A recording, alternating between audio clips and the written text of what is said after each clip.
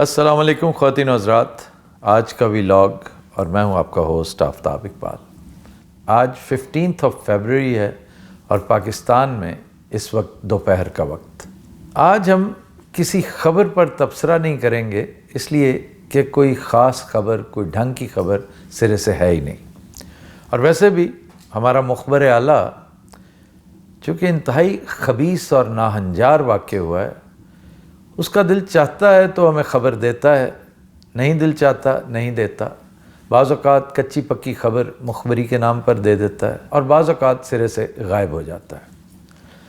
اب اس نے ایک نیا سلسلہ شروع کیا ہے۔ وہ کہتا ہے کہ پاکستانی خبر نہیں مانگتے، یہ خواہش مانگتے ہیں، خواب مانگتے ہیں۔ تو تم بھی خوابوں پر تبصرہ کیا کرو، خبریں رہنے دو۔ خیر، وہ یہ بیہودگیاں وقتاً فوقتاً کرتا رہتا ہے۔ میں چونکہ اسے بولنے کا موقع کم ہی دیتا ہوں، اس لیے 2 دن وہ غائب رہا۔ اس دوران لکیلی عمران ریاض آ گیا، اس کے ساتھ گپ شپ کی اور اس کا ایک بڑا خوشگوار انٹرویو ہم نے چھاپ دیا۔ آج ہمارا یہ ناہنجار مخبر اعلیٰ کہیں سے آن دھمکا اور پیش کیا کر رہا ہے؟ ایک خواب۔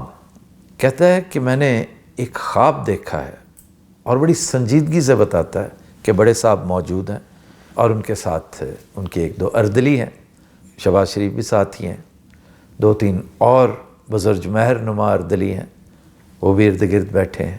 بڑے صاحب کسی بات پر سخت متفکر نظر آتے ہیں۔ وہ کہتے ہیں شہباز صاحب یہ بتائیے کہ بیرونی سرمایہ کاری کیوں نہیں آ رہی؟ آپ تو کہتے تھے یہ ہو جائے گا، وہ ہو جائے گا، زمین آسمان کے کلابے ملاتے تھے، الٹی کلابازیاں لگاتے تھے، اور فورن انویسٹمنٹ ہے کہ سرے سے آ ہی نہیں رہی۔ اس کی کیا وجہ؟ اب سوال چونکہ بڑا اہم تھا، بڑا سینسٹیو تھا۔ شہباز صاحب کچھ دیر ورطہ حیرت میں گم رہے اور پھر یوں گویا ہوئے کہ جناب میں خود بہت حیران ہوں کہ ہم نے کس محنت سے، کس مشقت سے آئین اور قانون کی دھجیاں بکھیری ہیں، عدالتوں کو بے اثر اور اسمبلیوں کو بے نوا کیا ہے، عوام کی عزت نفس بری طرح مجروح کی ہے، ہر ہمسائے کے ساتھ ہم نے حسب توفیق پنگا بھی لے رکھا ہے۔ اس کے باوجود بھی کمال ہے کہ فورن انویسٹمنٹ آنے کا نام ہی نہیں لے رہی۔ حالانکہ اگر دیکھا جائے تو یہ وہ سب عناصر ترکیبی ہیں جن کی بنیاد پر ملک ترقی کرتے ہیں۔ یہ پتہ نہیں ہمارے ساتھ ہو کیا رہا ہے۔ تو میں نے تو یہ حساب لگایا کہ ہو نہ ہو، یہ ہمارے خلاف کو بہت بڑی بین الاقوامی سازش ہے۔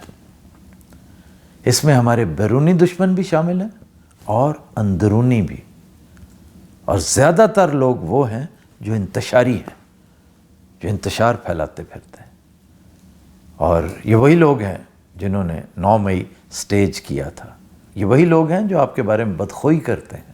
اور اس میں کوئی شک نہیں سر کہ اگر یہ انتشاری ٹولہ نہ ہوتا، یہ رخنہ اندازی نہ کرتا، تو ہم پاکستان کو اس وقت ساؤتھ کوریا سے بھی آگے لے جاتے ہیں۔ بڑے صاحب حیران ہو کے شہباز صاحب کی شکل دیکھنے لگتے ہیں۔ یہ سب کچھ خواب ہے، حقیقت نہ سمجھیے گا، اور یہ خواب وہ ہے جو ہمارے مخبر اعلیٰ نے دیکھا ہے۔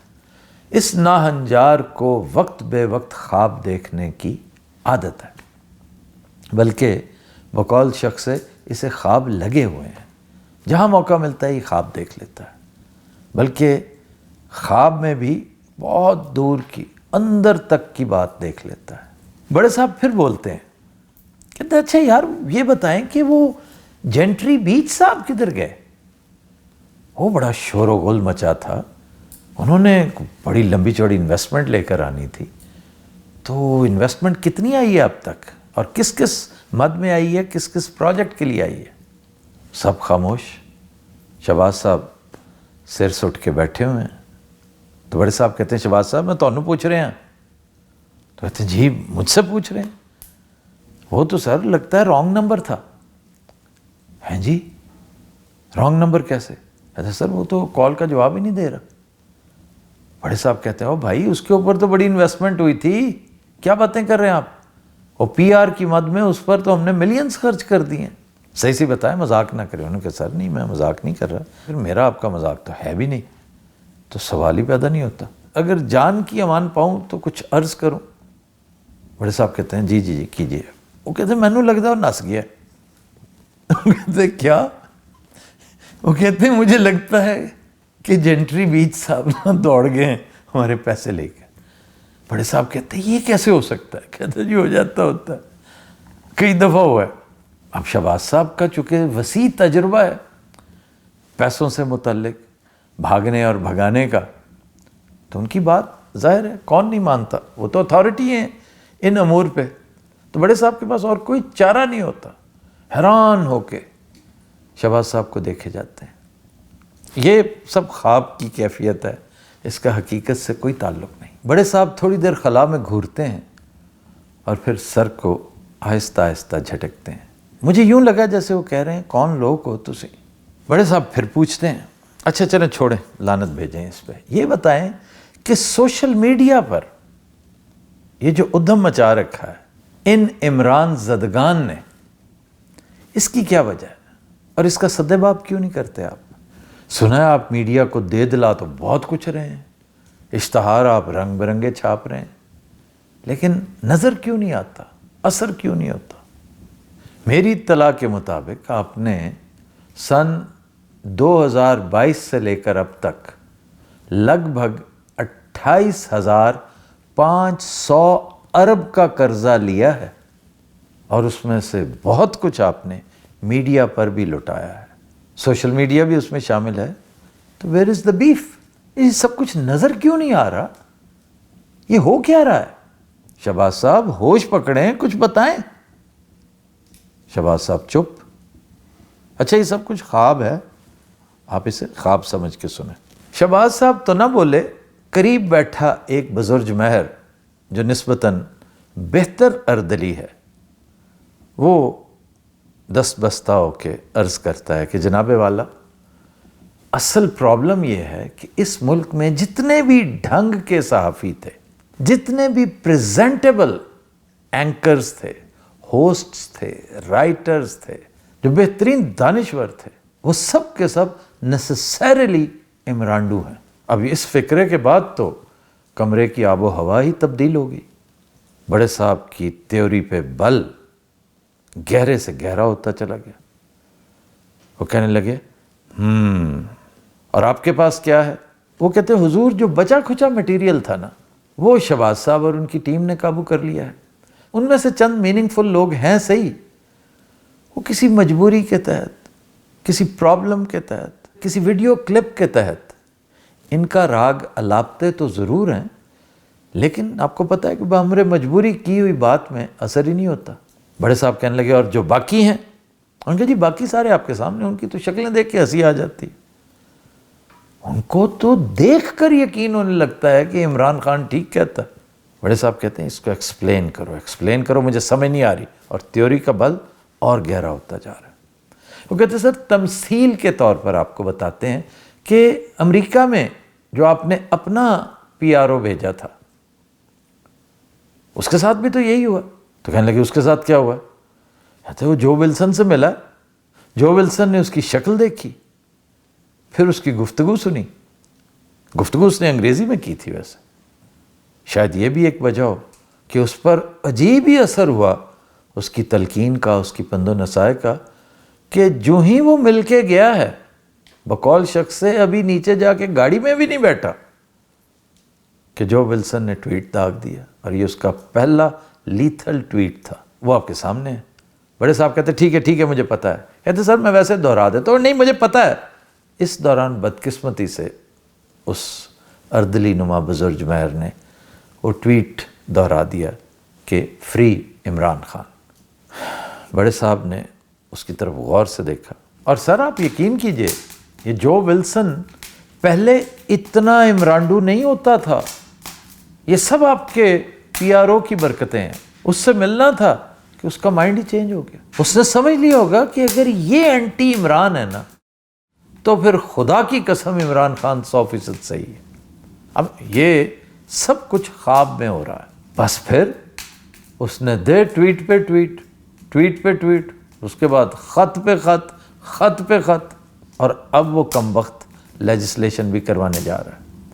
اور سر میں گزارش کر رہا ہوں کہ اس لیجسلیشن کو تھوڑا سنجیدگی سے لیجئے، یہ بہت پریشان کن نتائج کی حامل ہو سکتی ہے، آگے آپ کی مرضی ہے۔ اور پھر غور کیجئے کہ اسی کی دیکھا دیکھی جیل میں بیٹھے اس شخص کو بھی خط پہ خط لگ گئے، دھڑا دھڑ خط لکھ رہا ہے، دھڑا دھڑ خط لکھ رہا ہے، اور بالآخر آپ کو بھی بولنے پر مجبور کر دیا اس نے۔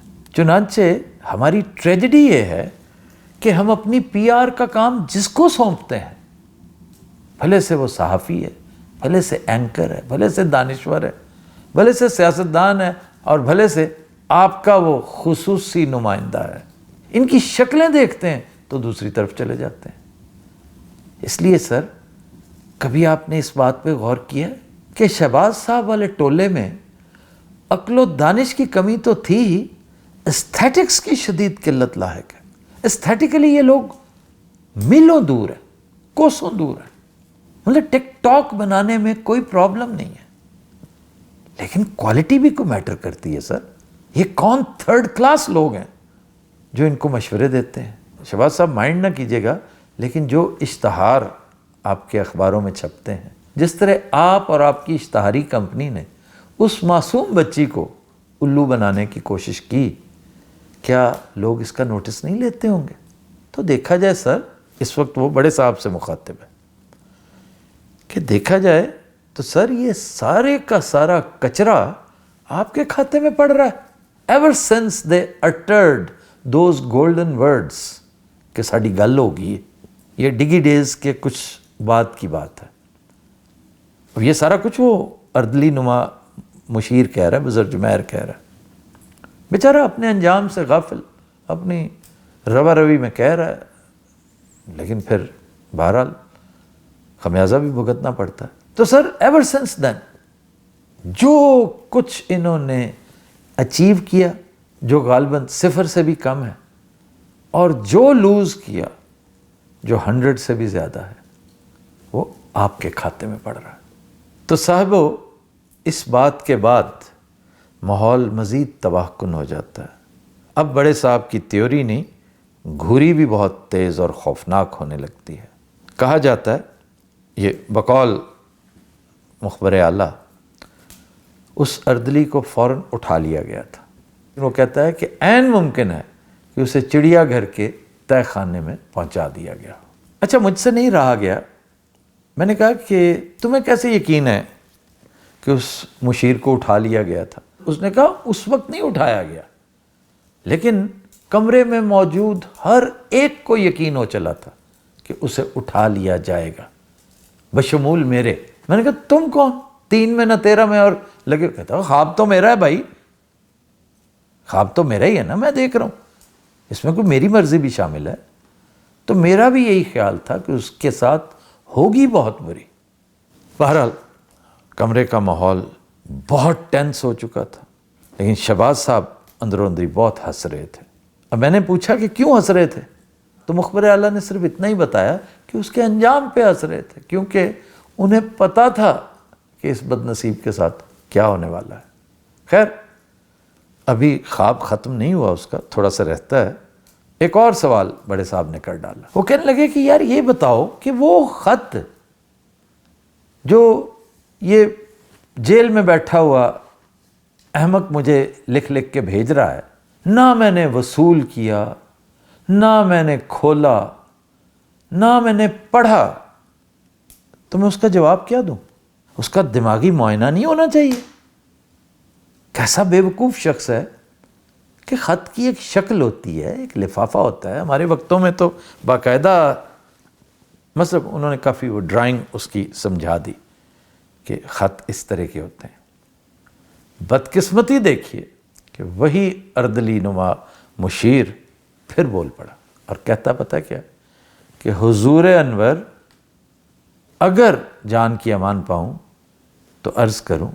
اب یہاں بھی وہ حماقت کر گیا کہ ابھی بڑے صاحب نے جان کی امان بخشی نہیں تھی، وہ پھر بولنے لگ گیا۔ یہ ایک بیماری ہے جو بہت جلدیوں میں ہوتے ہیں نا، اس طرح کی بیماری لاحق ہوتی ہے انہیں، اور ان کا انجام دردناک ہوتا ہے۔ وہ کہنے لگا جناب میں اس بات پہ حیران ہوں کہ آپ کو ابھی تک یہ پتہ ہی نہیں چلا کہ اس طرح کا خط اس کو پڑھنے کی نہیں حضور سمجھنے کی ضرورت ہوتی ہے. اور انفارچونیٹلی اس کے اثرات بڑے پریشان کن ہوتے ہیں، بڑے پریشان کن. جس طرح جو ولسن کے خطوط ہیں ان کے اثرات بھی دیکھیے نا، بڑے پریشان کن لیکن ذرا دیر سے رونما ہونے والے. اب دیکھیے اس نے چھوڑا ہی کسی کو نہیں. پہلے اس نے آپ کو، وزیر اعظم کو اور ہمارے صدر کو خط لکھا کہ عمران کو چھوڑو. پھر اس نے اپنے پریزیڈنٹ کو لکھا، اپنے سیکرٹری خارجہ کو لکھا، پھر اپنے کانگریس مین کو لکھا. اس کے بعد اور پتہ نہیں کس کس کو لکھتا رہا ہوگا. میرا خیال ہے ہالی ووڈ والوں کو بھی اس نے ضرور لکھا ہوگا اور آ جائے گا سامنے کچھ نہ کچھ. پھر وہ لیجسلیشن کروانے چل پڑا ہے. اور تو اور آج کل گیا ہوا ہے یورپ کے دورے پہ وائس پریزیڈنٹ وینس کے ساتھ. اب دیکھیے خربوزے کو دیکھ کر خربوزہ کیسے رنگ پکڑتا ہے حضور، کہ وینس صاحب خود فرما رہے ہیں کہ یورپ والو، رشیا تمہارا سب سے بڑا دشمن نہیں ہے، اپنے دشمن تم خود ہو. اپنے ساتھ تم کیا کر رہے ہو؟ اپنے آپ کو سنبھالا دو ورنہ بہت برا انجام ہوگا تمہارا. وہ کہتا ہے کہ آپ فریڈم آف سپیچ نہیں دیتے لوگوں کو، آپ کے ہاں سینسرشپ بڑھتی چلی جا رہی ہے. دیکھیں امریکہ میں کتنی آزادی ہے. تمام تر نامساعد حالات کے باوجود ٹرمپ نے جیت کر دکھایا. پوری اسٹیٹ مشین اس کے خلاف تھی، ڈیپ اسٹیٹ اس کے خلاف تھی، پھر بھی جیتا. زیادہ زیادہ اس کو ایک دو دفعہ قتل کروانے کی کوشش کی گئی لیکن وہ بچ گیا. دیکھنے وہاں پر بھی جو ولسن نے اپنا لچ تلا. وہ کہتا ہے کہ ڈیموکریسیز بحال ہونی چاہیے جارجیا میں، ٹونیسیا میں اور پاکستان میں. اب اس سے زیادہ اور کیا ہو سکتا ہے؟ تو یہ خط جو ہیں یہ بڑے خطرناک نتائج کے حامل ہوتے ہیں، انہیں سنجیدگی سے لینا چاہیے. پتہ نہیں کیوں ہمارے دوست سمجھ نہیں پا رہے. لیکن جناب مخبر اعلیٰ کہتا ہے کہ اس بات کے بعد ماحول اس قدر ٹینس ہو گیا کہ اب ہر ایک کو 100% یقین تھا کہ اس بیچارے کو وہیں پہ پہنچایا جائے گا جس کا پہلے تذکرہ ہوا تھا.